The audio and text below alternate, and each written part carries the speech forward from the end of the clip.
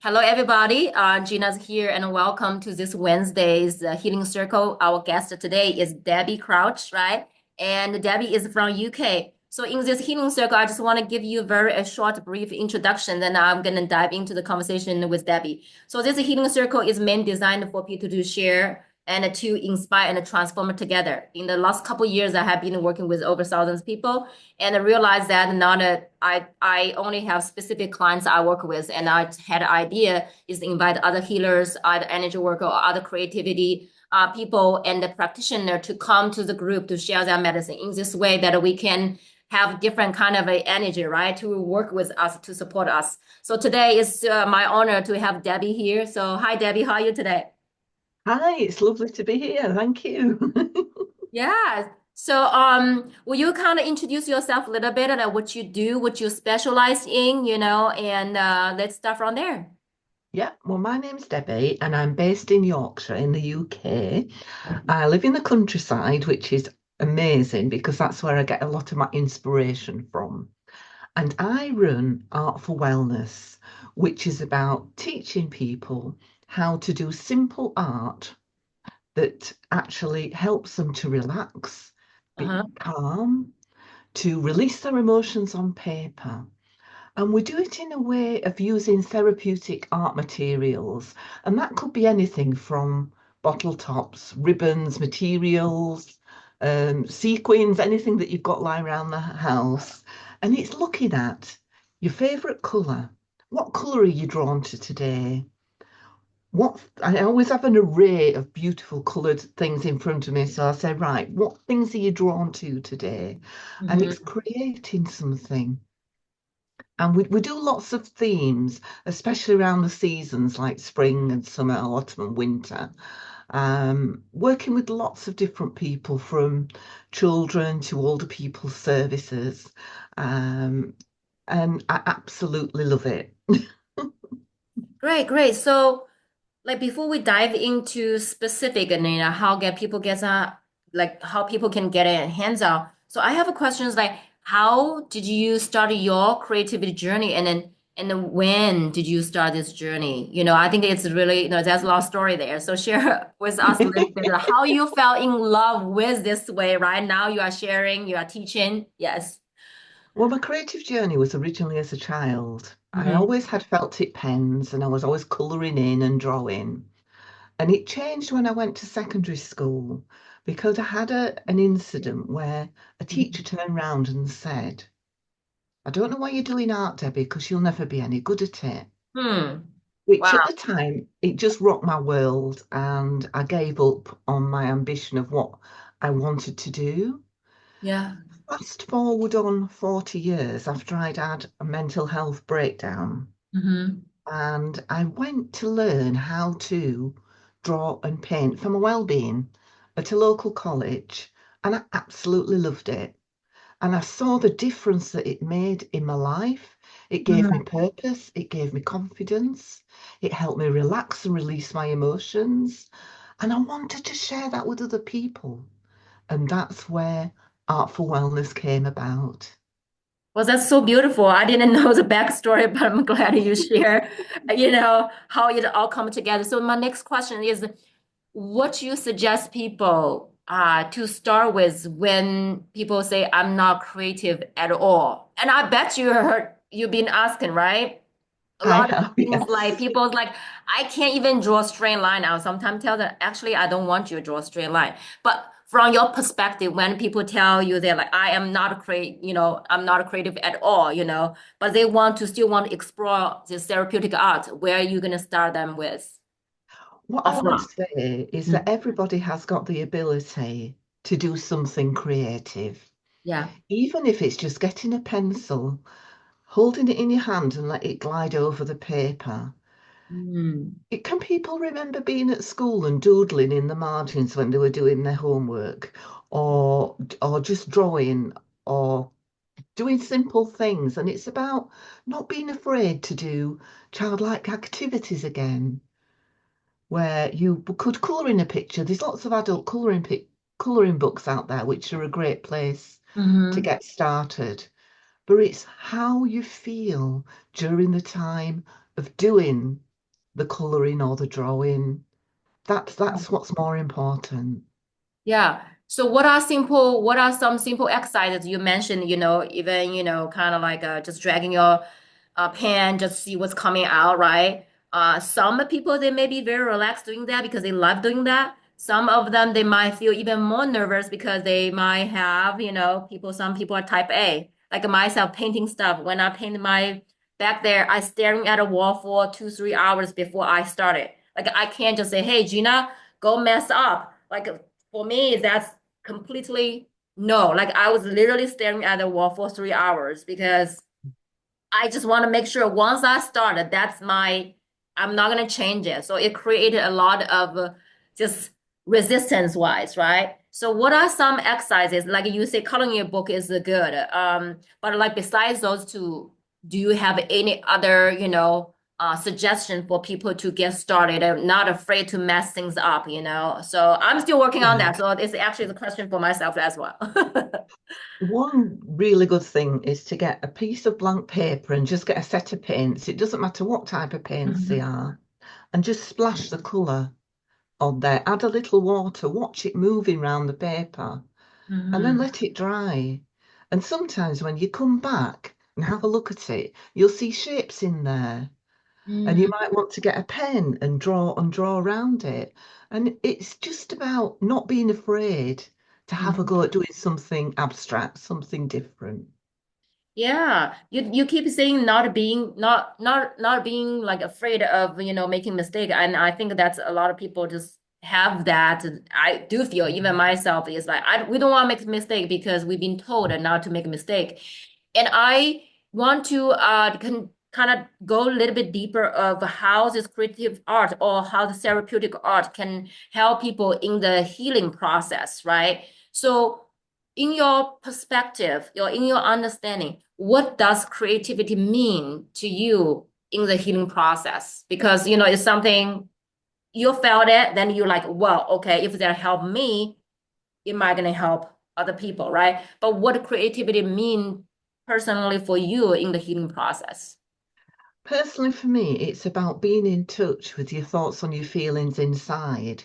Whether Yeah. it's something simple like thinking about what colour am I attracted to, and just picking those coloured pens out and making a pattern on a piece of paper with the colours that you're really drawn to. Mhm. Because I actually teach through a method of three, which is shape, colour, and imagination.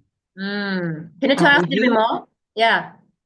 we used to try to think of a theme, for example, like it's Mhm. been spring recently. Yeah. So if you think it's a time for the sheep and the Mhm. lambs to be born, and it's thinking about what shapes would you need to make a lamb.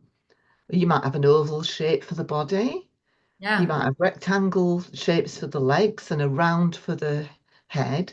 And it's about putting the shapes in pencil and then just having a go at adapting those shapes and Uh-huh. putting a bit of paint on and exploring, just exploring with different materials like bubble wrap that you Mhm. press and it makes noises. Yeah, yeah, That's yeah. great for when you come to make sheep because you can just put the painting on the bubble wrap and then press it onto the page, and that gives you an effect because it's how you get different effects on paper as Yeah. well. Yeah. I'm not gonna show you what I draw on the paper because when I look at it, I don't even know what is that. I feel like a little kitty cat is, it's so fun. I mean, it's not about how good it is, but actually make me just like at the moment I was following you, what you were saying that I almost forgot that we are in the, session here, recording here. I was like, actually funny. It's funny to look at what I'm doing. It does make me feel a little bit relaxed. Not say I'm not because I'm still kind of sick, but I'm like, yeah, that's actually really fun, right? So, for the working now, how many years you've been doing this, or how many years you've been teaching? Altogether, At for this has been running for just less than 5 years. Okay, last 5 years. So now this question is perfect. So in the last 5 years, can you share a like maybe a student story where like creativity made a significant significant impact on their, awareness journey, or Yes. just general wise how the, this creativity helped them? I've run various different workshops online and in person in the community. Yeah. So we've always gathered feedback from people that have been in the online, whether they've shared their own pictures in there, they've got feedback from other members to create a collaborative community. But one particular thing I've noticed since I started doing them face to face, there Hmm. was one instance where there was a lady and she was quite reserved and nervous at first about coming in to the workshops. And as she realised that it was a space to relax and a safe space to be, she started opening up and talking about where she was, and she got talking to the other people on the course, and we run it for a number of weeks. Yeah. And at the end of it, she actually became friends with another one of the participants in there. And she says it was wonderful to be able to come along, feel relaxed, do something new, and build a friendship up as well. So that that That's was just beautiful. wonderful. It is. That's very beautiful. Now, I have another question. So when we talk about therapeutic arts, there are different forms, right? Different arts. So can you tell us a little bit of like what are there's many kinds, but those ones that you are, you're practicing and you're teaching and sharing, what are those art forms that you are, I don't want to say, you are the expert on it. So yeah, share with us a little bit. So in case people want to say reach out to Debbie, it was like, hey, what kind of class, right? So yeah, share with us a little bit about that. I guess it's about not being afraid to use different sorts of materials Yeah. because, for example, I'm just thinking of buttons. You get buttons in all sorts of shapes and all sorts of colours. And when I've been working with older people services, if they pick up a button, it might spark a memory. Or Mm, if I've been working in dementia services, it might be that they've picked up a piece of material, fur fabric, and they've touched it and they yeah. get the sensory feel of the fabric. And they'll say things like, "Oh, I used to have a fur coat when I was a little girl," and it's getting them Mm. talking and communicating. So it's so much more about looking at the materials around you. Is that And why you say at beginning is really depends on you can pick anything that drawn to you. You can pick anything that caught your eye or you want to explore. Is that the reason why you say that?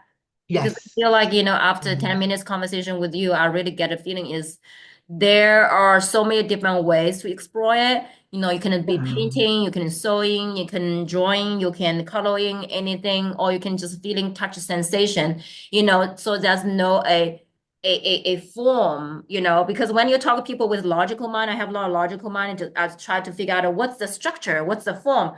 And you come in, tell me just like the top you're wearing right now is like, whatever shape you want, think that it is, you can go with that, right? I like yes. that, the this magical three. Like you are the second person told me about this. Was that three? What's that called? The power of The three, where power we of do, three. You yeah. are the second person. I'm waiting for another person to tell me about the power of three. Then I'm gonna dive in a little bit deeper of what I'm missing, or universe might send me a confirmation of power of three. Okay, now talk about power of three. How people can find you for your work. Well, if anybody would like to find us, we've got the website, Yes. which is artforwellnesscic.co.uk. Okay. I'm on Facebook, which is Art for Wellness with Debbie Mm. Crouch. I'm on Instagram.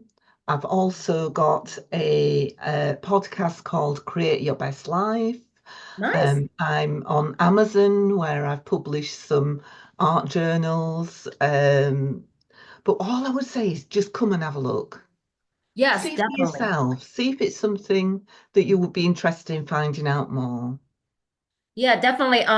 I will put those link, if you are in our Facebook group, feel free when I Yes. share it, and you can, if I the link that I put on, if there anything, I mess up anything, if it happens, we are still in Mercury retrograde. So feel free to comment it under there and put more links, and I will copy and put in that one as well, to make sure people have the right link to find you. Is there any parting message you want to share with our group, with our audience, and, for Yeah, I anything would just that, say, Mhm. just have a go. Just see what you can do. Even if it's just getting a piece of paper, going out in the garden, looking around and writing down words of things that you can see, like the flowers or the clouds or the tree, or draw little pictures about the things that you can see. Just Yeah. have a go at something simple. I'm gonna give a go. So I'll let you know. Maybe I'll send you an email later and you can have a Yes. laugh out of it. So thank you, Debbie, for coming, share your gift, and hopefully the story can help, you in front, whoever is watching right now, to inspire you, and then we transform our life together. We are in this together. So thank you for tuning in. I will see you next week.